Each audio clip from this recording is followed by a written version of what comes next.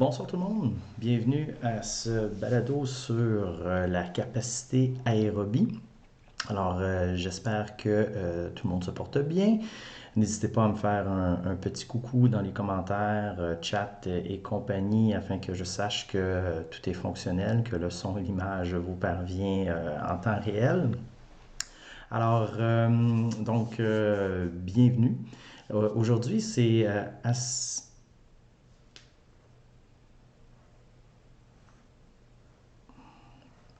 oui, bonjour, un petit problème de connexion. Donc c'est ça, aujourd'hui, on va parler de capacité aérobie, et non pas capacité aérobique. Donc, capacité aérobie, VO2 max, VAM, PAM et compagnie, ça sert à quoi? C'est quoi l'utilité? Salut Yohan. Je vous dirais, la capacité aérobie, c'est quelque chose qui a été très populaire à partir des années 70, 80, 90. Là. C'est un élément, une composante de la condition physique qui était vraiment mis de l'avant, tellement que ça a beaucoup teinté les différents programmes en entraînement, en activité physique qu'on trouvait au niveau universitaire. Donc, c'était presque exclusivement du cardio qu'on abordait dans les cours d'entraînement. Parce que c'était à la mode. T'sais. Puis depuis à peu près les années 20-25 environ, 1920-1925, qu'on travaille avec ce concept de capacité aérobie-là ou de VO2 max. Fait que je vais commencer par définir un petit peu le VO2 max. Il y en a qui sont peut-être super familiers avec ça, d'autres qui sont peut-être un petit peu moins. Alors, le VO2 max, qu'est-ce que c'est? V pour volume, O2 pour oxygène, max, pour maximal. Donc, dans le fond, c'est votre consommation maximale d'oxygène. C'est la quantité d'oxygène la plus élevée que vous êtes capable de convertir ou utiliser pour convertir de l'énergie puis faire du travail. C'est un peu l'équivalent de la grosseur de votre moteur. La VO2 max va s'exprimer en litres d'oxygène par minute lorsqu'on parle d'une valeur absolue. Donc ça, c'est littéralement la grosseur du moteur. Un gros moteur, on peut parler d'un 5 litres d'oxygène par minute. Là, c'est quelque chose d'assez puissant comme moteur. Ou encore, on peut l'exprimer de façon relative en millilitres d'oxygène par kilogramme de poids par minute. Donc là, on prend le moteur et on le met dans un châssis qui est le poids corporel. Donc, plus le gabarit est imposant, plus la valeur relative de VO2 max va être affectée. Ce qui fait en sorte qu'on peut avoir des gens qui ont une capacité en litres par minute de quelque chose comme 3 litres, 3,5 litres, qui est un excellent moteur, mais quand on le place dans un châssis de 150 kg, le 3,5 litres, il y a un petit peu de misère. Donc, la valeur relative est beaucoup plus utilisée lorsqu'on parle de performance physique. Donc, si je regarde des coureurs sur un 10 km, un demi-marathon, un marathon, puis je regarde la VO2 max, si je veux avoir un indicateur de performance, je vais regarder la VO2 max relative, donc exprimée en fonction du poids. Dans le fond, je vais regarder la voiture de course, le moteur dans le châssis, puis regarder comment ça performe, et non pas uniquement le moteur tout seul. Parce qu'un moteur de Formule 1 dans un char d'assaut, ça risque de tirer de la patte un peu et ça ne donnera pas les mêmes performances. Donc ça, c'est un peu ce qu'est le VO2 max. Comment on va déterminer la VO2 max, donc la capacité aérobie? On va déterminer ça à l'aide de tests. Et là, il y en a beaucoup de types de tests. On peut avoir des tests directs où on va mesurer littéralement la consommation d'oxygène. On va déterminer combien d'oxygène est utilisé par l'organisme. Et ça, ça peut avoir l'air très complexe, mais c'est en réalité super simple. Tout ce qu'on fait, c'est qu'on va avoir un appareil qui va mesurer la quantité d'oxygène qui rentre et qui va ensuite de ça mesurer la quantité d'oxygène qui sort. Et on va faire la différence entre les deux. Et ça va nous donner combien d'oxygène a été utilisé. Donc, c'est vraiment d'y aller avec la quantité d'oxygène entrante moins la quantité d'oxygène sortante. Le reste, ça va nous donner ce qui est resté en dedans puis qui a été utilisé. Alors, c'est ce qu'on fait quand on fait des mesures d'échange gazeux. C'est pas donné à tout le monde d'avoir ce type d'équipement-là. Donc, moi, j'ai la chance de travailler avec certains équipements. Là, s'il y en a qui ont déjà fait des tests à l'université avec des petits bidules, un petit bidule portable super intéressant qui fait exactement ça, mesurer la quantité d'oxygène qui rentre, mesurer la quantité d'oxygène qui sort, puis en gros, on calcule la différence. Donc, ça, c'est pour les tests directs qu'on va observer.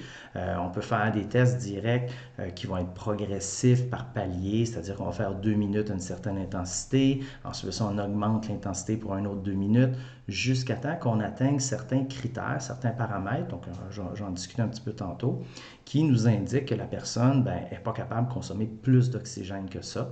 Et à ce moment-là, on établit qu'on a atteint le VO2 max.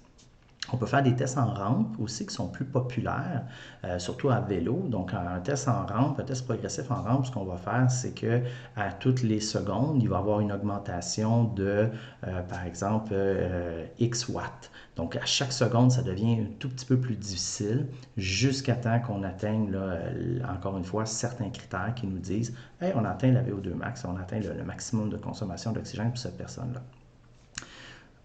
Bon, ceux qui sont en kin, vous avez probablement tous fait un labo de physiologie de l'exercice avec un test de VO2 max, avec un analyseur de gaz qui fonctionnait, qui ne fonctionnait pas. C'est des petites bestioles capricieuses. Mais bon, vous avez touché à ça. Les autres, ça peut paraître comme étant de la science-fiction, mais je vous dis, c'est pas si science-fiction que ça. Là, ça fait assez longtemps, probablement presque 100 ans qu'on réussit à mesurer ça sans problème. Les autres tests qui sont plus communs, ce sont des tests indirects.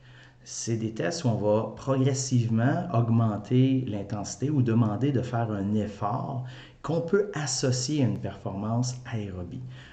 Presque, si vous avez été à l'école au Québec, vous avez soit fait un test de Cooper, un test de 12 minutes, le plus de tours possible d'une piste de 400 mètres, ou encore le fameux test navette 20 mètres ou le test léger bouché, là, selon comment vous voulez l'appeler, où est-ce que vous avez le sympathique bip et vous devez traverser le gymnase, donc 20 mètres environ, et au second bip, vous devez repartir. Donc ce test-là, vous devez aller de plus en plus vite et on essaie de déterminer quelle est votre vitesse maximale, plus spécifiquement votre vitesse aérobie maximale, ce qui correspond à la vitesse que vous êtes capable d'atteindre à votre VO2 max. Et avec des sympathiques équations de conversion, on arrive à prendre votre vitesse ou encore le nombre de paliers que vous avez fait et convertir ça en capacité aérobie en oxygène. Est-ce que tout le monde suit? Est-ce que ça va? Donc, c'est un petit peu le portrait des différents tests, comment on peut évaluer là, la capacité aérobie. Donc, pas mal tout le monde a déjà passé un test de capacité aérobie, que ce soit direct ou indirect. Et les tests dont je parlais, ce sont des tests qui sont dits maximaux. Donc, on demande à la personne de donner un effort à très haute intensité, à la plus haute intensité que la personne est capable de soutenir selon les critères du test. Il y a aussi des tests qui sont sous-maximaux. Donc, à ce moment-là, ce qu'on fait, c'est qu'on va observer la réponse physiologique d'un individu à un effort sous-maximal. Possiblement qu'il y en a qui ont déjà fait un test d'astran sur un vieux vélo Monarque blanc où on pédalait puis on disait, là, il faut maintenir la petite aiguille vis-à-vis le cadran à tel endroit. Puis, à toutes les X minutes, on augmentait un petit coup de roulette, ça devenait un peu plus dur et un peu plus dur. Puis, on prenait les fréquences cardiaques. Là, ce qu'on faisait, c'est qu'on utilisait les fréquences cardiaques comme un indicateur de l'intensité, puis avec, encore une fois, le nomogramme d'Astran ou une équation, on pouvait convertir la puissance que vous aviez atteint sur le vélo à un palier X avec les fréquences cardiaques pour obtenir, encore une fois, une valeur de VO2 max. Fait que ça, c'est comment on obtient ça. Fait que tout ça, c'est bien beau. Il y a beaucoup de gens qui vont faire des tests de VO2 max, indirect, direct, maximaux, sous-maximaux, tout simplement pour se faire dire s'ils sont en forme ou s'ils ne sont pas en forme. Donc, on fonctionne beaucoup comme ça. On a des normes assez robustes de VO2 max pour dire qu'est-ce qui est considéré comme étant en santé, qu'est-ce qui est considéré pas en santé. On a même des normes chez les athlètes de dire, si tu veux faire de la course à pied, tu devrais avoir tant de VO2 max, c'est un minimum pour être au niveau national, etc., etc. Donc, c'était beaucoup utilisé à des fins normatives pour dire aux gens s'ils étaient corrects ou s'ils n'étaient pas corrects.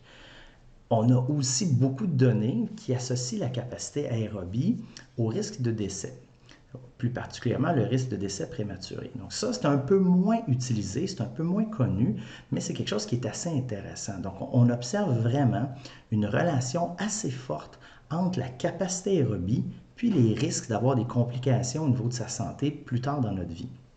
Par exemple, j'y vais de mémoire, là, mais chez les femmes, si on avait une capacité aérobie équivalente à 8 mètres, là, il y a peut-être des gens qui vont être perdus, mais 8 mètres, ça nous donne environ un VO2 max à 28-30 millilitres d'oxygène par kilogramme de poids. Donc, j'ouvre une petite parenthèse pour les sympathiques mètres. Donc, 1 mètre, c'est la quantité d'oxygène qu'on consomme théoriquement au repos. Donc, présentement, si vous êtes assis devant votre écran à écouter ma voix mélodieuse, eh bien, vous êtes approximativement à 1 mètre d'intensité. Donc, vous consommez environ 3,5 millilitres d'oxygène par kilogramme de poids par minute. Donc, ça, c'est 1 mètre. 8 mètres, ben, c'est tout simplement 8 fois cette intensité-là. Donc, 8 fois 3,5 millilitres d'oxygène par kilogramme de poids par minute, soit à peu près 28. Donc, une femme qui a un VO2 max à 28 ou à 8 mètres, c'est pas très, très élevé.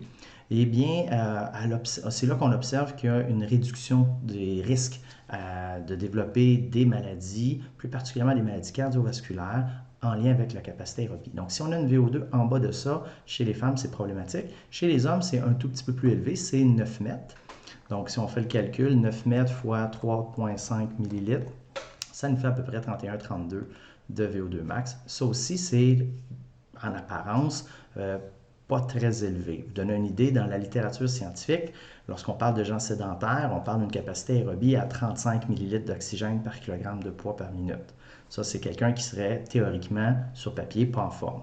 Dans la vraie vie, c'est pas rare d'observer des capacités aérobies de l'ordre de 20-25 millilitres d'oxygène par kilogramme de poids par minute. Donc, en lien avec la santé, c'est problématique parce qu'on augmente les risques de mortalité. Donc, il y a une utilité normative, savoir si on est en forme ou non. Il y a une utilité préventive, si on veut, pour prédire les risques de mortalité. Donc, ça aussi, c'est intéressant.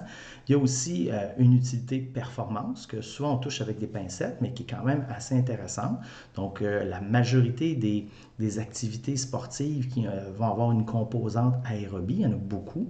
À ce moment-là, d'avoir une certaine capacité aérobie minimale pour une activité sportive, bien, ça assure dans le fond, un minimum de performance acceptable.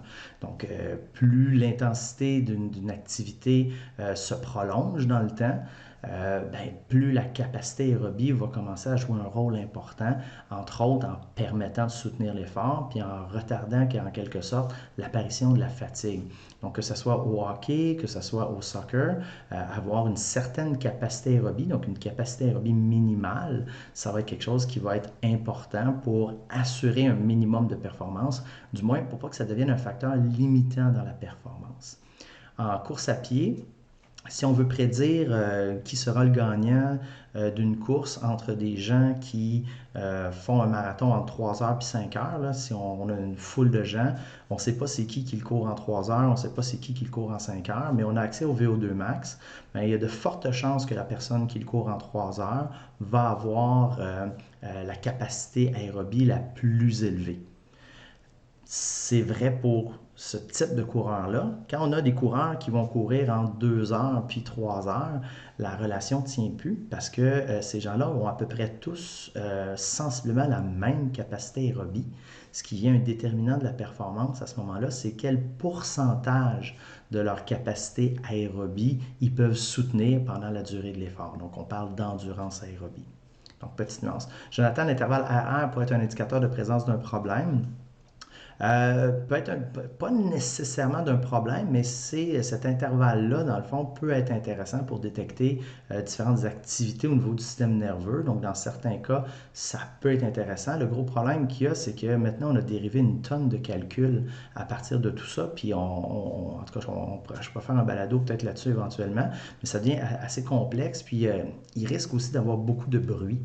Donc, faut être prudent, mais avec un bon ECG, par contre, c'est des choses qui peuvent être intéressantes effectivement à regarder. Donc, Robin, quand ma montre Garmin me donne une valeur de VO2 max, à quel point est-ce que c'est fiable? Elle me donne 49 et je fais un 5 km en 20 minutes. C'est une valeur logique. Écoute, vite, vite, je te dirais un 5 km en 20 minutes, c'est quand même une vitesse rapide. Je ne ferai pas un mardi soir un calcul mental pour déterminer ta vitesse, là. Mais tu vois, 49, mettons que si tu avais 35 de VO2, probablement que la vitesse la plus élevée que tu pourrais soutenir pour quelques minutes tournerait aux alentours de 10-11 km/h. Ça peut te donner une idée, là, approximativement, là, c'est vraiment des chiffres estimés là, de terrain. Donc à 49, ça peut être proche.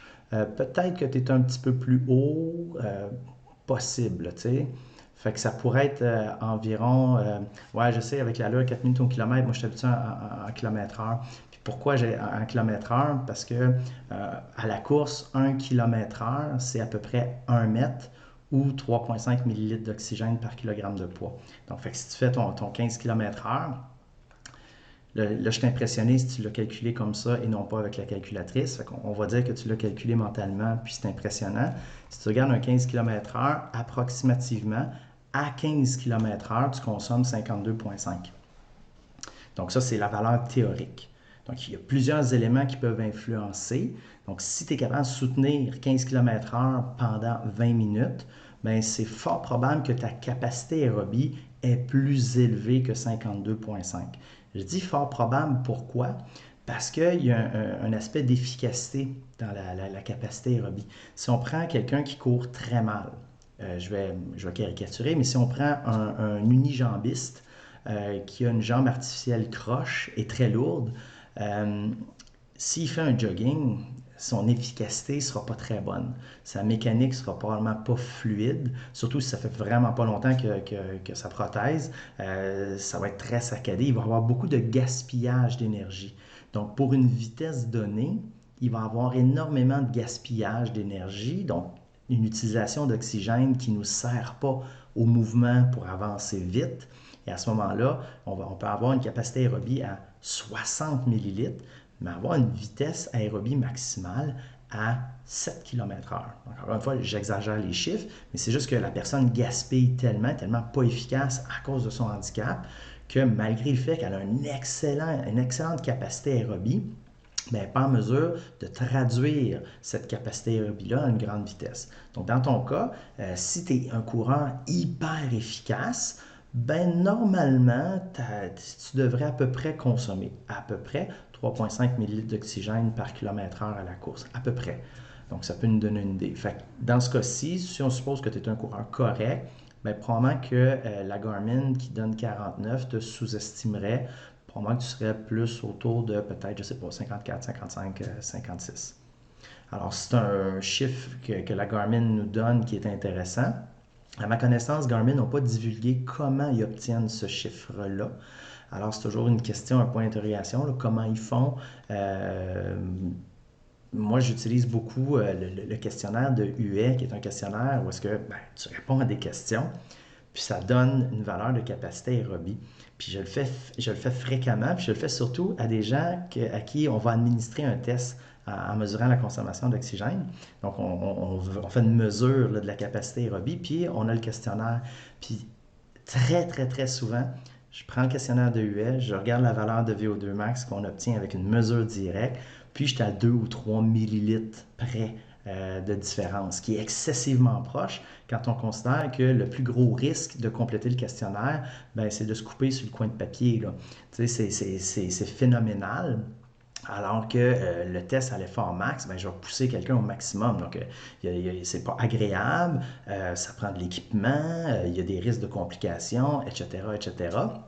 Alors, c'est plus variable. Fait qu'avec un simple questionnaire, ben, on arrive quand même à prédire, dans bien des cas, une capacité aérobie assez proche. Fait que ça, c'est assez intéressant. Puis je vous invite à aller sur mon site, là, drkin.com. Quand vous allez dans la section Mon compte, vous allez voir un menu déroulant, puis vous allez voir, il y a le questionnaire, je pense, soit questionnaire US, soit questionnaire capacité aérobie qui est là. Puis si vous le remplissez, le petit chiffre que ça donne à la fin, ben, c'est ce que le questionnaire de UE dit que vous devriez avoir comme VO2 max. Donc, Robin, si tu le complètes, puis tu sais, ça te donne quelque chose comme 54, 56, ben, on devrait être quand même pas mal proche. Là. Fait que le questionnaire serait plus efficace que la Garmin, théoriquement. L'inconvénient du questionnaire, c'est que c'est difficile de détecter le changement. Donc, si tu t'entraînes pendant 8 semaines, puis tu remplis le questionnaire, les chances sont qu'il va te donner le même chiffre alors que ta capacité aérobie a peut-être augmenté. Donc, c'est peut-être un facteur limitant, mais c'est un outil quand même super intéressant. Fait que, en second lieu, ben, oui, une mesure de Garmin, ça peut être intéressant. Polar aussi doit donner la même chose. L'inconvénient, c'est qu'on ne sait pas comment il calcule. Puis comme on ne sait pas comment il calcule, on ne peut pas savoir qu'est-ce qui influence l'équation, qu'est-ce qui influence le résultat puis le niveau de précision. Tu sais, si c'est, je ne sais pas si ça tient compte de la variabilité cardiaque, bien, si je fais une mesure en position assise ou en position couchée pour déterminer ma capacité aérobie, bien, je n'obtiendrai pas nécessairement la même chose. Même chose, c'est en fonction des efforts que je fais, puis qu'on regarde la vitesse que j'obtiens en fonction de mes fréquences cardiaques, bien, ça ne tient pas compte de la dénivelée du terrain. Donc, si ça me mesure constamment, puis ça évalue constamment ma capacité aérobie, puis je fais beaucoup de côtes, ben, si on tient compte de vitesse, fréquence cardiaque, la relation ne sera pas bonne parce que je vais monter une côte, ça va me coûter cher en oxygène, je vais consommer vraiment une grande quantité d'oxygène, mais je n'irai pas vite parce que je dois lutter énormément contre la gravité en montant. Alors, c'est des petites nuances qui gagneraient à être connues, des détails qui gagneraient à être connus, ce qui nous permettrait d'avoir une meilleure idée de qu'est-ce qui influence ces valeurs prédites-là par les différentes montres utilisées dans les sports d'endurance. Là. Donc, c'est ça. Encore une fois, si vous avez des questions, n'hésitez pas. Il n'y a pas de problème pour déroger. Je n'ai pas d'agenda nécessairement précis ou fixe dans le temps. Alors, à part d'utiliser ça en normes, en santé ou en performance, pour les gens qui sont moins performants, qui s'entraînent pour le plaisir, que l'objectif, c'est pas de courir Boston, de se classer pour Boston ou faire la tournée des grands marathons qui demandent des classements et des temps de qualif, ben pourquoi on irait essayer de travailler avec la capacité aérobie? Bien, parce que c'est un déterminant important pour notre intensité de travail. Et l'entraînement aérobie, le cardio, malheureusement, on utilise, encore une fois, beaucoup les fréquences cardiaques, puis beaucoup les fréquences cardiaques presque de façon à l'aveugle. Vraiment, là, on a une vision tunnel quand on utilise les fréquences cardiaques pour plusieurs personnes, de dire on va prendre dans un premier temps l'équation 220 moins l'âge. Ça dit ça c'est notre maximum. Fait qu'il y a beaucoup de gens qui vont dire ah, là, il ne faut pas que je m'approche de cette valeur-là, c'est dangereux. Puis on multiplie après ça par un pourcentage et ça détermine notre intensité. Donc ça nous dit, bon ben, si toi tu as 20 ans, 220 moins l'âge, ça veut dire que tes fréquences cardiaques maximales sont à 200. Si on multiplie par 75%, 200 fois 75%, ça va nous donner tes fréquences cardiaques cibles. C'est problématique comme utilisation de pourcentage d'intensité, principalement parce que ça considère que vous pouvez être à zéro de fréquence cardiaque. Et c'est faux. Quand vous ne faites pas un effort, vous n'êtes pas à zéro de fréquence cardiaque. Vous avez vos fréquences cardiaques de repos. Et ces fréquences cardiaques de repos-là, quand vous faites un exercice, vous ne descendrez pas en bas. Vous allez juste monter. Donc, c'est pour ça qu'habituellement, on cherche à utiliser ce qu'on appelle les fréquences cardiaques de réserve, qui vont tenir compte des fréquences cardiaques de repos. Puis, on va regarder seulement les fréquences cardiaques qu'il y a en haut de vos fréquences de repos pour déterminer votre intensité. Donc, si je fais 75% d'intensité, ça va être 75% appliqué sur la différence entre mes fréquences cardiaques de repos puis mes fréquences cardiaques maximales théoriques. Puis à ça, le chiffre que j'obtiens, je vais ajouter mes fréquences cardiaques de repos parce que je ne peux pas descendre en bas. Donc, ça donne des fréquences cardiaques beaucoup plus élevées. Alors, ça peut être 10, 15, 20 battements là, plus élevés. Donc, c'est considérable. Donc, le 75%, ben à ce moment-là, va être différent si j'utilise 220 moins l'âge fois un pourcentage ou si j'utilise des fréquences cardiaques de réserve. Donc, ça, c'est une chose. Puis, tu Robin, 41,7. Bon, on est peut-être off, là. Fait que peut-être que, dans le fond, tu as eu un mode de vie très différent à l'adolescence que maintenant, parce que ça compte là, dans l'équation comme telle. Mais là, ça me fait mentir, là, tu me donnes un 41,7 avec le questionnaire alors que tu es fort probablement plus haut que ça. Fait que ça arrive. Écoute, c'est juste un questionnaire, ça aurait été le fun que ça donne une valeur solide. Ça arrive des fois. C'est pas parfait, c'est un questionnaire. Alors, pourquoi la capacité aérobie, ça va être important en conditionnement physique, au niveau de l'intensité? C'est ça, les fréquences cardiaques, c'est so-so comment on les utilise, Mais ce qu'on peut faire, c'est qu'on peut utiliser la capacité aérobie pour prédire ou utiliser ce qu'on appelle des puissances objectives d'entraînement. C'est quoi des puissances objectives? Si vous avez déjà fait tu sais, bon, Robin, ça me console. Tu me dis exact, ça veut dire que tu avais un plus jeune, c'était un mode de vie très différent de maintenant. Tu sais, je vais caricaturer si plus jeune, tu étais extrêmement sédentaire, style jeu vidéo, puis maintenant tu rêves de faire un Ironman, puis tu t'entraînes 25 heures par semaine. Effectivement, là, on peut avoir un écart assez important, là, ou l'inverse, là, évidemment. Donc, fait que c'est ça. Fait que les puissances objectives de travail, si vous avez déjà fait des cours de spinning avec des vélos Kaiser M3 ou M3i, vous avez vu que le vélo vous donne des watts. Et ça, c'est encore quelque chose, moi, qui me fait mal au cœur quand je vais faire un cours de spinning ou j'entends parler d'un cours de spinning qui ont les vélos qui utilisent les watts. Puis, les profs vont fonctionner, par exemple, avec les RPM ou avec la perception d'effort, puis ils n'utiliseront pas les watts. Les watts, c'est super intéressant parce qu'on peut, en fonction de votre VO2, on peut déterminer les watts que vous devriez cibler. Et tu vois, Robin, quand on le refait, ça donne d'autres valeurs. C'est ça, c'est pas pire comme questionnaire de UF. Finalement, je m'en sors. Donc, les watts, ce que ça va faire, c'est que si par exemple vous faites un cours de spinning, puis on sait que vous avez une VO2 à 50 millilitres, 45 millilitres, peu importe, on peut convertir cette valeur-là en watts. Donc, on peut vous dire, en fonction de votre capacité aérobie, 50% pour vous, c'est 125 watts. 75%, c'est, on va faire le calcul, mais 200 quelques watts. Donc, quand vous faites vos efforts, au lieu d'y aller au feeling, parce que si une journée, ça vous tente plus ou moins en forme, etc., ben, vous allez peut-être moins vous donner. Fait que votre 50%, votre 75%, votre 90% va peut-être être bien moins élevé que ce qui devrait parce que psychologiquement, vous êtes fatigué, vous êtes moins motivé, la musique vous tombe ses nerfs, peu importe les raisons. Alors que si on travaille avec les watts, vous allez le constater que vous ne faites pas le même entraînement. Alors, si je vous dis, on va faire un 5 minutes à 75%, vous dites, bon, ben là, je fais 5 minutes sur mon vélo de spinning, 75%, c'était, disons, 200 watts, ben il faut que je fasse la durée à 200 watts. Si je ne suis pas capable de le faire, mais ça veut dire que mon niveau de forme ou ma capacité de performance actuelle est moins bonne que la dernière fois. Et si je suis capable de le faire, ça va super bien, ben, ça veut dire que mon niveau de forme ou ma capacité actuelle d'effort est plus élevée que la dernière fois, ce qui peut être un signe positif.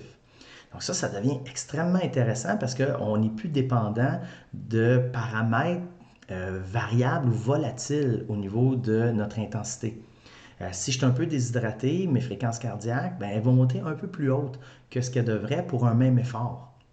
Alors moi, je me dis, il faut que je sois à 160 de fréquence cardiaque. Je regarde, je suis effectivement à 160, ça va bien. Non, parce que je suis légèrement déshydraté. Je ne suis pas à 160, je suis peut-être à 145, 150. Donc, puis pour X, Y raison, mes fréquences cardiaques aussi peuvent se promener, je dirais, de façon presque indépendante de mon effort. Donc, je peux avoir une variation de mes fréquences cardiaques qui fait que je ne m'entraîne pas à la bonne intensité et j'ai toujours l'impression que je suis à la bonne intensité. Alors ça devient, disons, on vient à perdre notre temps un petit peu en entraînement parce qu'on a l'impression de travailler à la bonne intensité, mais on ne le fait pas. Puis on va souvent tirer des conclusions par la suite en se disant, ah ben, mon entraînement ne fonctionne pas parce que, écoute, je donne tout, puis ça ne marche pas. Je force tout le temps, c'est tout le temps difficile, mais je ne progresse pas. Ben, c'est parce que le tout le temps difficile n'est pas pareil. Alors, quand on utilise une puissance de travail objective, donc les watts par exemple, ben là, on va le voir. Si au début, tu étais capable de tenir 300 watts pendant tout le cours, puis là, tu es rendu 2 semaines, 3 semaines, 4 semaines plus tard, tu es juste capable de tenir 225 watts pendant tout le cours, si le cours n'a pas changé, il y a un problème, ça va moins bien là. Donc, ça, on peut le voir. Même si tu te sens bien mieux, même si tu as l'impression que tu es en forme et que tout va bien, bien, ton effort réel que tu fais est moins bon.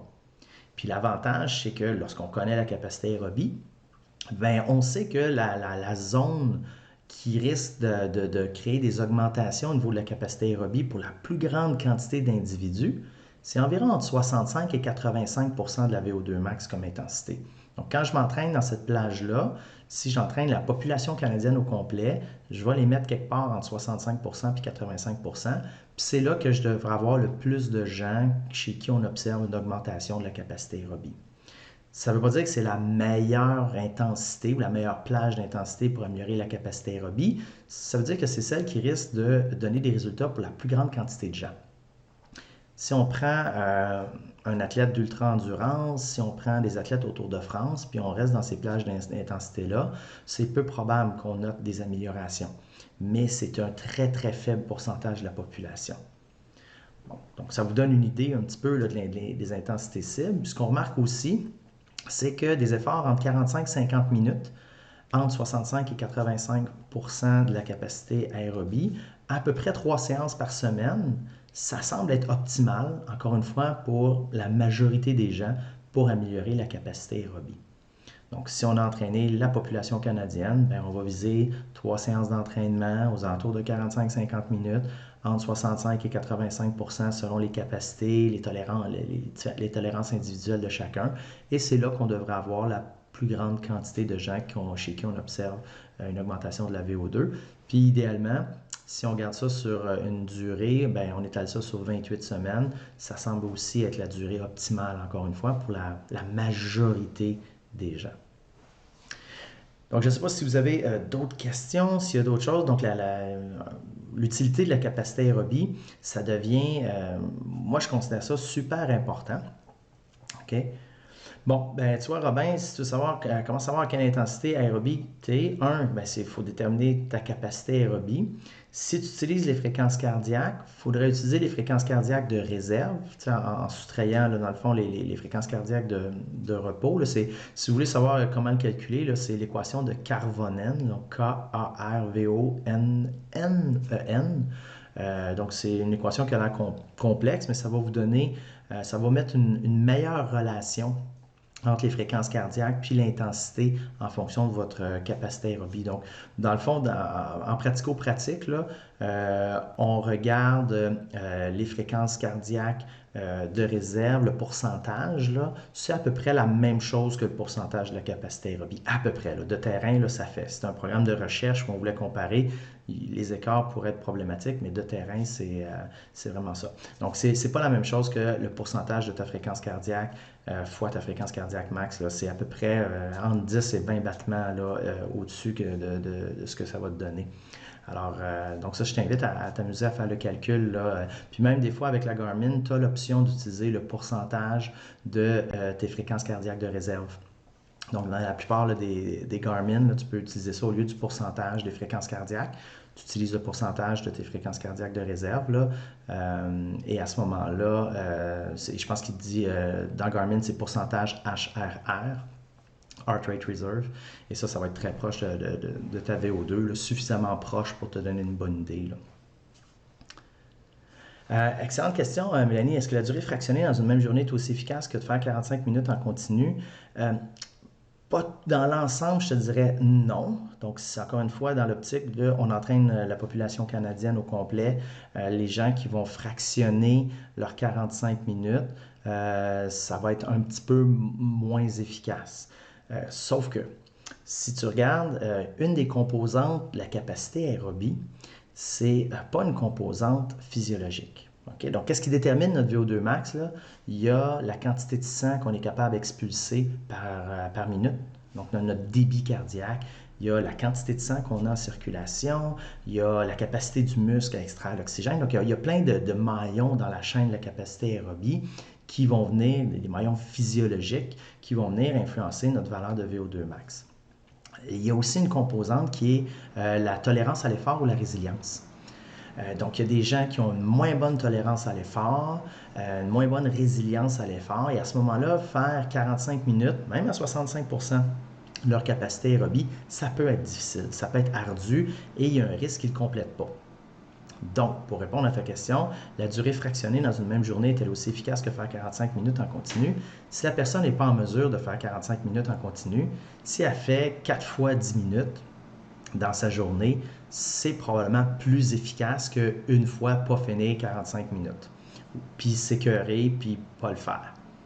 Alors, il y a moyen de moyenner, là, on peut adapter ça, mais idéalement, on aimerait ça tendre vers un peu plus un travail un peu plus prolongé en continu. Puis là, je sais, il y a des gens qui vont me dire, oui, mais l'entraînement par intervalle, c'est bien meilleur pour améliorer la capacité aérobie, donc il faut faire des intervalles à haute intensité.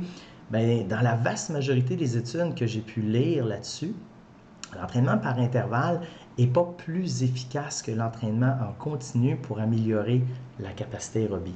Donc, puis les études, bon, ça va être spécifique sur des populations, des tranches de population. Donc, moi, les données que je vous ai données là, de 65 à 85 45-50 minutes, c'est vraiment une méga méta-analyse puis qui observe ce qui semble fonctionner pour la plus grande partie de gens. Donc, c'est sûr qu'il va y avoir une étude qui va démontrer que l'entraînement par intervalle, donc l'entraînement fractionné, va améliorer la capacité aérobie de façon importante. Oui, là, mais comme je vous disais, c'est vraiment une perspective de la plus grande quantité de gens. Donc, l'entraînement par intervalle, dans l'ensemble, quand on regarde la vaste majorité des études, c'est pas plus efficace en termes d'augmentation de la capacité aérobie. Le seul avantage qui semble vraiment être constant d'une étude à l'autre, c'est le temps requis pour être en mesure d'avoir une amélioration similaire. Sauf que ça, c'est majoritairement vrai chez les gens de modérément à très entraînés. Donc, moins les gens sont entraînés, moins l'entraînement par intervalle semble procurer des bénéfices importants, sauf pour le temps requis pour compléter l'entraînement.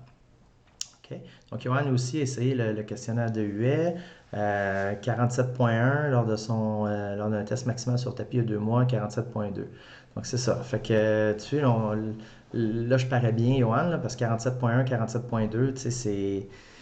On fera un test direct en mesurant la consommation d'oxygène, que je ne pourrais pas dire que c'est différent tellement c'est proche, mais ça donne une idée que le questionnaire de Huet pour quelqu'un qui n'a pas accès à un test de VO2 max, qui ne connaît pas ça, ben, il est capable de répondre aux questions. Et puis là, je peux faire une blague méchante parce que je connais Johan. Je peux dire, si Johan était capable de compléter le questionnaire, la vaste majorité de la population est capable de le faire. Alors, donc, c'est un questionnaire qui est facile, puis ça peut donner justement une idée, puis de partir avec son VO2 max. Puis sur mon site, j'ai un calculateur là aussi, iCardio, là, qui est adapté pour différents tests, là, mais dans le fond, votre résultat du questionnaire de Huet, vous pouvez le rentrer là, dans la section capacité aérobie en jaune, là, sans faire les tests comme tels, puis ça va vous calculer toutes vos puissances de travail. Donc, toutes vos intensités, fait que les watts, les calories à l'heure, calories minute, même, je ne me trompe pas, possiblement les fréquences cardiaques peut-être dans cette version-là, je ne suis pas certain. Alors, ça vous permet d'avoir les intensités pour savoir pour différents entraînements, à peu près où vous devriez vous situer. On garde en tête que c'est des mesures indirectes, donc c'est pas parfait. Ça se peut que le chiffre soit dans le champ, puis que les intensités que vous essayez de faire, ça soit trop dur, trop facile. Ça peut arriver. Il ne faut pas s'obstiner bêtement à dire, ben ça dit que je devrais être à telle vitesse. Si je ne suis pas capable de tenir cette vitesse-là, c'est que je ne suis pas correct. Non, ça se peut que ce soit le calcul. Il y a plein de facteurs qui vont influencer ça. Alors, où en étais-je là-dessus? Donc, c'est ça, l'entraînement par intervalle, le fractionné versus le continu. Donc, généralement, moins les gens sont entraînés, plus le continu semble être intéressant quand les gens sont capables de le faire. Il y a un aspect motivation, comme je disais, il y a un aspect aussi peur de la durée. Donc, ça fait peur faire un 45 minutes, ça semble très long, versus si je vous dis on va faire un 22 minutes d'intervalle, puis là-dessus, tu vas forcer juste 10 minutes. C'est un peu plus intéressant pour les gens, mais si on réduit la durée, il faut augmenter l'intensité, on n'a pas le choix. Alors, chez les gens non entraînés, les intensités très élevées ont tendance à être plus difficiles à atteindre. Donc, les gens ont un peu plus de difficulté à ouvrir la machine parce qu'ils ont des craintes ou ne sont pas habitués, ou etc., etc. Donc, ça se peut que moi, avec des gens qui sont déconditionnés, pas en forme, j'essaie de mettre l'emphase sur du continu avec des durées raisonnables parce que ça semble être plus profitable que de l'entraînement par intervalle, parce que l'entraînement par intervalle, étant donné qu'ils ne sont pas capables d'atteindre les intensités suffisamment élevées, par exemple, les intensités que je vais leur donner à partir de leur capacité aérobie, ne sont pas capables de monter aussi haut que ça, ben ça va être un peu moins efficace. Donc, puis quand je le mesure avant-après avec la capacité aérobie, j'ai pas 300 personnes, mais avec ceux que j'ai, moins on est entraîné, moins l'entraînement par intervalle me semble être une option super intéressante, comme c'est souvent mis de l'avant. Donc, il y a juste l'aspect économie de temps là, qui est réel, qui est vraiment une différence marquée. Mais sinon, le continu, là, on y a fait de la vie dure au continu là, pendant des années. Mais ça demeure là, quelque chose qui est assez intéressant là, comme mode d'entraînement, là, comme méthode d'entraînement. Alors, donc, qu'est-ce qu'on fait aussi avec la capacité aérobie? Ben, il y a plein de choses. On peut prédire des temps de course et aussi on peut utiliser ça d'un aspect perte de poids. Donc, moi, c'est quelque chose, d'une sphère à laquelle j'ai à intervenir beaucoup à l'intérieur de ça. Et pourquoi la capacité aérobie est importante? Ben, entre autres parce que ben, ça va déterminer la quantité de calories par minute qu'on est capable d'utiliser. Plus votre capacité aérobie est élevée, plus vous êtes capable d'utiliser une grande quantité d'oxygène, donc plus vous êtes capable de brûler une grande quantité de calories. Alors ça devient très intéressant pour ça. Si on a quelqu'un qui veut perdre du poids, qui a une capacité aérobie à 22-23 millilitres d'oxygène par kilogramme de poids par minute, il n'y a pas grand-chose qu'on peut faire. Monter des marches d'escalier, c'est peut-être 90, 100, 110% de sa capacité aérobie. Alors, c'est super difficile. Donc, si je demande à cette personne-là au travail, ben, on ne prendra plus l'ascenseur, on va prendre les marches d'escalier, puis tu travailles au septième, ben, tu as juste à monter les 7 étages, puis pas de problème. Attends, là, on vient de demander à cette personne-là de monter 7 étages. Mettons que ça y prend 1 minute par étage pour faire un chiffron. Bien, on vient de demander à cette personne-là de faire un 7 minutes d'effort à 100-110% de sa capacité aérobie. Pour vous donner une idée, quand on fait un test de VO2 max, s'il y en a qui ont déjà passé ce type de test-là, votre dernière minute de test, là, elle est atroce. Là. C'est souffrant, c'est pénible. Bien ça, c'est genre 100% de votre capacité aérobie, pas loin. C'est tough. Puis là, on va demander à une personne qui n'est pas entraînée de faire ce que vous avez trouvé super difficile pendant 1 minute. Vous lui demandez tout bonnement de faire ça à tous les jours avant d'aller travailler pendant 7 minutes. C'est clair que la personne ne sera pas capable de le faire. Puis le problème qu'on a avec ça, c'est que on s'entend que monter des marches d'escalier, c'est une tâche commune, banale. Mais imaginez la personne qui dit je ne suis même pas capable de faire une tâche commune, banale, au niveau de l'estime de soi, au niveau de la confiance que la personne a dans ses capacités de pratiquer des activités physiques. Alors, on vient de mettre un clou dans le cercueil solide, là, ça vient de finir, on l'a achevé, on lui a coupé les 2 jambes, parce qu'on lui demande simplement tous les jours d'ajouter un effort épouvantable. Si inversement, on avait présenté ça avec des athlètes, puis on avait juste changé un petit peu comment on présente l'intensité, puis on avait dit, ben, au lieu de monter les marches d'escalier, je parle à un athlète, j'ai dit parfait, je dis, ben, à tous les jours, le matin, le midi, puis le soir, je te demande de faire un 7 minutes d'effort à 100-110% de ta capacité aérobie, et tu me fais ça 5 jours semaine. Fait que tu vas me faire 15 entraînements de 7 minutes dans ta semaine à 110% de ta capacité aérobie. Si vous avez un étudiant en kin qui fait un cours de prescription d'entraînement, puis qui a le malheur de faire son travail final, puis de mettre ça avec des athlètes, il se fait couler solide parce que le prof va dire ça fait aucun sens ton affaire.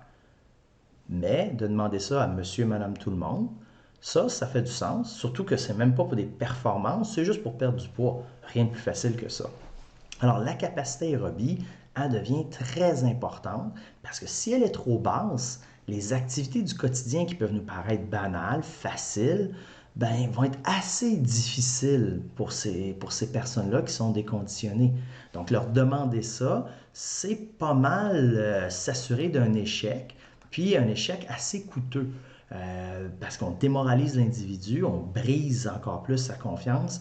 Alors, c'est hautement problématique. Donc, lorsqu'on teste la capacité aérobie, bien, on peut savoir que différentes activités vont représenter X ou Y pourcentage. Vous avez sur Internet un document qui est gratuit, qui est accessible, qui est le Physical Activity Compendium. Vous pouvez googler ça, vous allez télécharger le PDF. Qu'est-ce que c'est? Bien, c'est un document qui vous donne les mètres pour une tonne d'activité physique. C'est approximatif, mais c'est suffisamment précis pour nous donner une idée.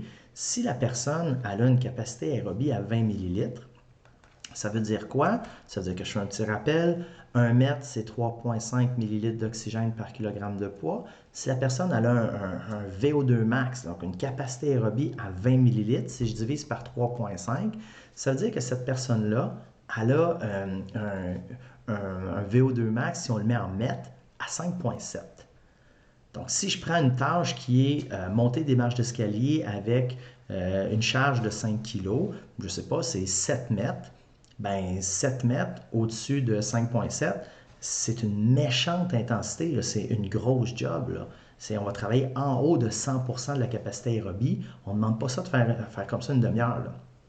OK? Euh, Écoute, Alexandre, combien de temps warm-up et cool-down on fait du cardio standard?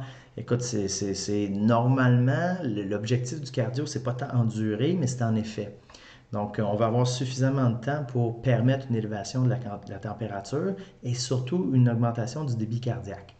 Donc, quand on va faire du cardio, ça va prendre probablement entre 5 et 15 minutes d'échauffement pour permettre les adaptations au niveau de la température, etc. Donc, 5 à 15 minutes, ben, c'est fonction de l'individu, c'est fonction de l'environnement dans lequel il est. Et c'est fonction de l'intensité qu'il est capable de soutenir comme tel. Ce qui est certain, c'est que moi, la phrase que j'utilise pour un échauffement, ton échauffement, tu veux bouger, tu vas avoir chaud, mais tu ne veux pas être fatigué. Donc, après ça, qu'est-ce que tu fais dans ton échauffement? Ma question, combien de temps tu le fais, etc. Je vais toujours dire, ben, est-ce que si tu fais 10 minutes, tu as chaud? Est-ce que tu es capable de bouger en 10 minutes, t'activer? Puis, est-ce que tu es fatigué? Si c'est oui, oui, non, ben écoute, je pense que le warm-up est quand même pas pire. Surtout pour du cardio standard, là, c'est pas des choses une tâche très compliquée à faire. Il n'y a pas nécessairement de mouvement technique, il n'y aura pas de changement de direction brusque. Donc, probablement qu'entre 5 et 15 minutes, là, tu vas avoir amplement le temps de t'échauffer. Puis, ça va faire à la fois un échauffement général et un échauffement spécifique. Donc, l'échauffement général, c'est comme j'ai mentionné, tu veux activer l'organisme. L'échauffement spécifique, c'est spécifique à la tâche que tu vas faire. Fait qu'en cardio, ben, le général et le spécifique sont ensemble. Parce que si tu vas faire de la course à pied, tu vas t'échauffer en course à pied. Donc, versus si tu vas faire de la musculation, tu vas peut-être t'échauffer en course à pied, mais après ça, il faut que tu ailles en musculation. Puis en musculation, là, on va devoir faire un échauffement spécifique. Mais sur le cardio, l'échauffement spécifique, l'échauffement général est fusionné, fait que ça permet de sauver un petit peu de temps là-dessus. Donc, où en étais-je ensuite de ça? Ah oui, c'est ça. Donc, si on a quelqu'un à 20 millilitres de VO2 max, bien, ça fait à peu près, on arrondit 6 mètres de VO2 max. Fait que n'importe quelle activité du quotidien qui est en haut de 3 mètres, qui est en haut de 50% de sa VO2 max, ça va être perçu comme un effort. Donc, le 50%, c'est à peu près un seuil. Là. Quand tu es en haut de 50%, tu sais que tu fais quelque chose qui te demande un effort. Tu n'es pas en train de magasiner, tu n'es pas en train d'écouter la télé, là, tu sais que tu fais quelque chose. Est-ce que ça t'épuise? Non. Est-ce que tu as l'impression que c'est un effort épouvantable? Non, pas du tout. Mais tu sais que tu fais un effort. Entre 65% et 75%, c'est là que ça va commencer à percevoir un effort un peu plus difficile. Et généralement, entre cette plage-là, on va commencer aussi à percevoir un temps limite. On va commencer à percevoir une durée de dire, OK, à cette intensité-là, pas sûr que je vais faire 2-3 heures de même. Je pense que je vais faire peut-être un 30 minutes. Et en haut de 75%, jusqu'à peu près 85-90%, là, on a un effort qui est particulièrement difficile. Puis en haut de 90-95%, l'être humain moyen là, va rarement faire plus qu'une minute et demie d'effort comme ça. Et il sait définitivement qu'il fait un effort épouvantable et difficile. Puis ça se termine bientôt. Alors, plus la capacité aérobie est basse, bien, plus les tâches du quotidien, vous donnez une idée, aller promener le chien, c'est, selon la grosseur du chien, c'est estimé à peu près entre 3 et 3,5 mètres. Donc, si je vais promener mon chien pour lui faire le pipi et le caca, ben, si j'ai 20 millilitres de VO2, ça veut dire que je vais faire un effort à 50% de ma capacité aérobie. Puis si j'ai le malheur de monter une côte, ben, probablement que je vais monter aux alentours de 90-100% de ma capacité aérobie. Donc, l'impact que ça a sur la gestion du poids, c'est que ça limite énormément la possibilité de faire différentes activités physiques au quotidien pendant des périodes prolongées. Aller magasiner ben ça représente 60% de mes capacités aérobies. Je vais être capable d'en faire moins longtemps que si ça représentait 20% de ma capacité aérobie. Donc, l'augmentation de la dépense énergétique quotidienne, bien que ça n'a pas été clairement démontré dans la littérature scientifique, mais c'est surtout parce que ça n'a pas été bien mesuré ou c'est très difficile à bien observer. Mais dans le fond, l'augmentation de la quantité de calories qu'on dépense, elle est jusqu'à un certain point tributaire de notre capacité aérobie. Donc, si votre capacité aérobie est trop basse, ça va être très difficile d'augmenter la quantité de calories que vous dépensez en 24 heures et ça prend une valeur minimale un peu. Je m'étais amusé à calculer ça il y a quelques années en regardant justement le compendium d'activité physique, puis en regardant les tâches qui sont accessibles au quotidien qu'on peut faire. Puis j'estimais que l'idéal, ça serait d'avoir une VO2 max aux alentours de 43-45 millilitres d'oxygène par kilogramme de poids par minute, ce qui fait en sorte que la vaste majorité des tâches du quotidien, des activités physiques ludiques qu'on peut faire, représentent une valeur inférieure à 50% de nos capacités.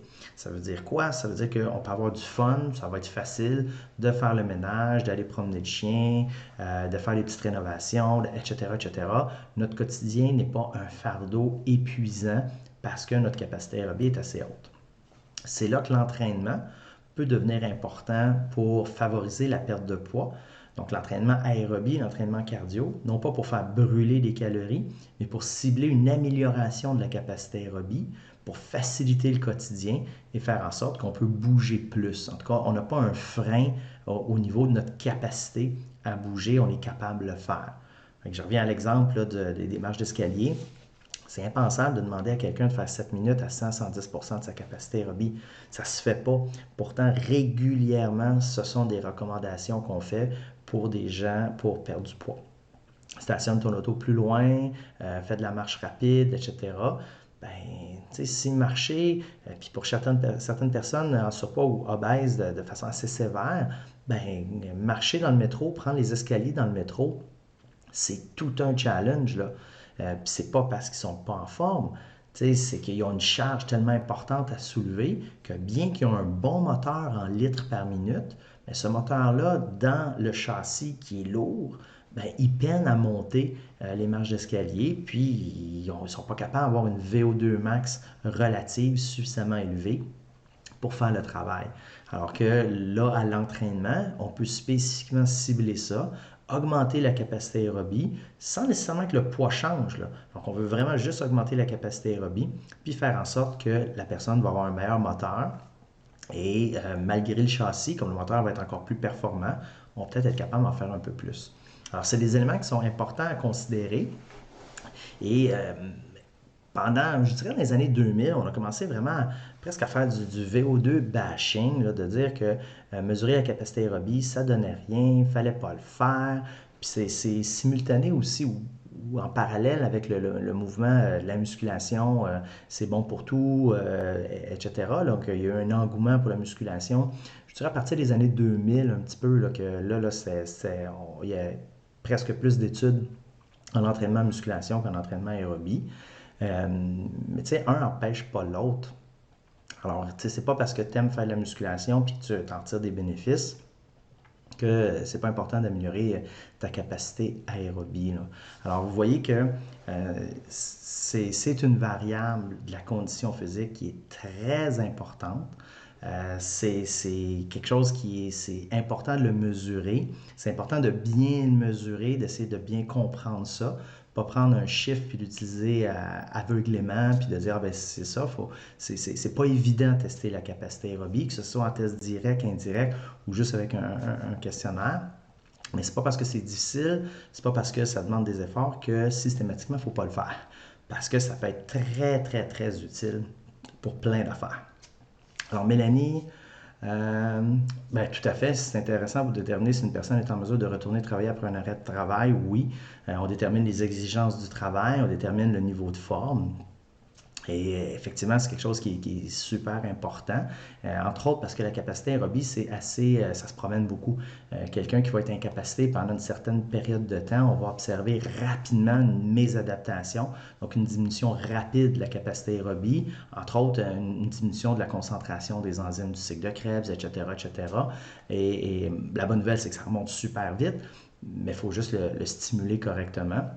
Alors, advenant quelqu'un qui a une grosse diminution de la capacité aérobie, bien, ça se peut que la blessure soit totalement rétablie, mais que la capacité aérobie soit suffisamment basse pour que là, le retour au travail va être pénible. Et si je ne me trompe pas, j'ai vu passer un article qui utilisait la VO2 comme prédicteur du succès d'un retour au travail. Il me semble, en tout cas je dis ça sous toute réserve, il me semble avoir vu passer quelque chose comme ça, que à un certain niveau de capacité aérobie, on permettait le retour au travail. En bas de ça, on ne permettait pas. Donc, définitivement, Mélanie, un élément très intéressant. Là, ça fait partie de la capacité fonctionnelle d'un individu. Là. Donc, Paul-Émile, avec un client débutant, souvent des séances d'entraînement mixtes, muscu, cardio, ouais. Faire le cardio avant ou après, ben, ça dépend toujours. Qu'est-ce qui est la priorité? Moi, quand je vais construire une séance d'entraînement, je vais essayer de cibler qu'est-ce que je veux développer dans cette séance-là. Donc, est-ce que je cible une amélioration de la force musculaire? Est-ce que je cible une amélioration de la capacité aérobie, de la flexibilité, etc.? Et une fois que j'ai établi ça, je vais être en mesure de déterminer qu'est-ce que je vais travailler, puis dans quel ordre. Exemple, je vais améliorer la force maximale d'un individu. Bien, si j'y fais faire du cardio avant qui génère de la fatigue, est-ce que cette personne-là va lever plus lourd ou moins lourd lors de la séance d'entraînement en force max? Bien, si la personne, ça fait en sorte qu'elle lève moins lourd, si elle lève moins lourd, je gagne moins de force. Donc, ça ne marchera pas, il va y avoir une interférence. Si par contre, la personne, après sa séance d'entraînement cardio, a fait tous des records au niveau de sa force, ben, ça ne semble pas interférer pour cette personne-là dans ce contexte-là, donc on continue comme ça. Puis inversement, si je veux améliorer la capacité aérobie d'un individu, puis je vais faire une grosse séance de force de jambes avant, je génère une énorme fatigue périphérique au niveau des jambes, mais ça se peut que la personne ne soit pas capable d'atteindre les intensités prescrites pour sa capacité aérobie parce que les jambes, écoute, sont claquées, il n'y a plus de force dedans. Alors, c'est vraiment de cibler qu'est-ce qu'on veut développer.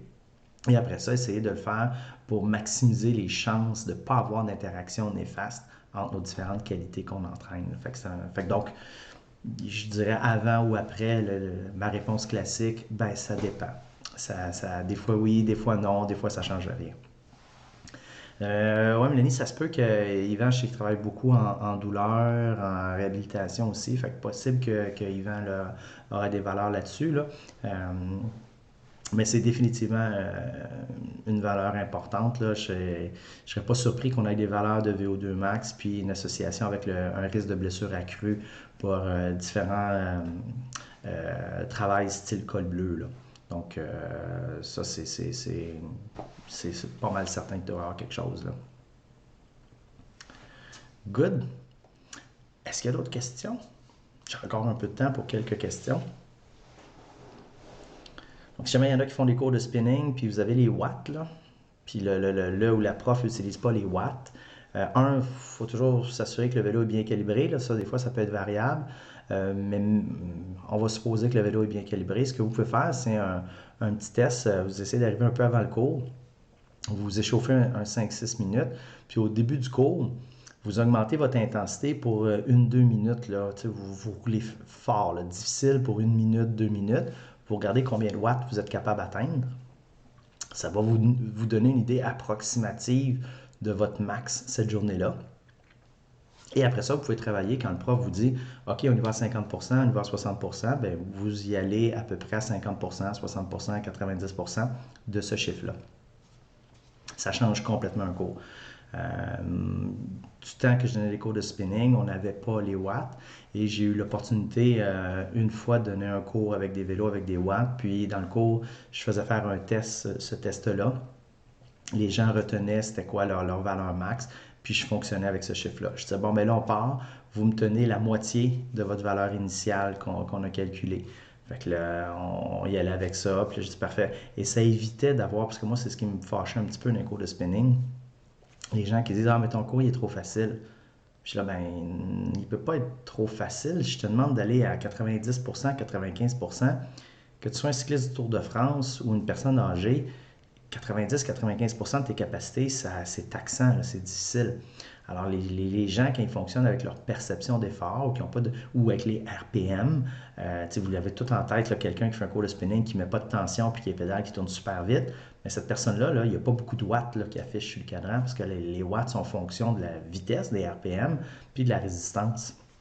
Alors, si tu tournes dans le beurre, ça ne donne vraiment pas grand-chose. Puis tu peux tourner très lentement et avoir un gros wattage. Donc, ça devient vraiment intéressant. Ça permet de rendre un groupe plus homogène en termes de cours de spinning. Ça change complètement la dynamique d'enseignement. Donc, est-ce que vous avez d'autres questions en lien direct, indirect avec la capacité aérobie? Non? Je laisse encore une petite minute. Alors, tranquillement en terminant, je vous rappelle, vous pouvez toujours partager, faire le petit bouton like, c'est toujours apprécié. Ça a l'air que ça aide sur Facebook. Ensuite, sur mon site drkin.com, allez faire un petit tour. Je suis moins productif au niveau des articles, mais j'ai quand même des articles, ça fait un petit bout qui sont écrits, qui sont encore d'actualité. Fait que des fois, je me relis puis je me dis, Caroline, ça fait une couple d'années, puis c'est encore un sujet intéressant. Fait que, donc, n'hésitez pas à aller fouiller là-dessus. Puis, sinon, je pense que semaine prochaine, encore un autre sujet. Je ne sais pas encore quoi. Donc, si vous avez des suggestions, des choses que vous aimeriez que j'aborde, si je suis en mesure de le faire, ça va me faire plaisir. Donc, juste à m'écrire un petit courriel mso@drkin.com ou encore sur un Messenger, vous me laissez un petit message, puis j'essaie de vous répondre puis de travailler là-dessus. Alors, merci Robin. J'espère que ça t'a été utile. Et sans savoir, je vais te féliciter pour ton changement d'habitude de vie entre ton ancienne vie et ta nouvelle vie. Ça semble être très profitable pour du moins ta santé physique. Alors, bravo pour ce changement-là. Alors, sur ce, je vais vous souhaiter une excellente fin de soirée. Les balados sont disponibles aussi sur mon site en archive. Donc, si jamais vous n'avez manqué un, vous pouvez retourner les voir dans la section balado sur drkin.com. Puis, ils sont aussi disponibles sur Apple, Google et compagnie. Donc, je vous souhaite une excellente fin de soirée, puis au plaisir de vous jaser la semaine prochaine.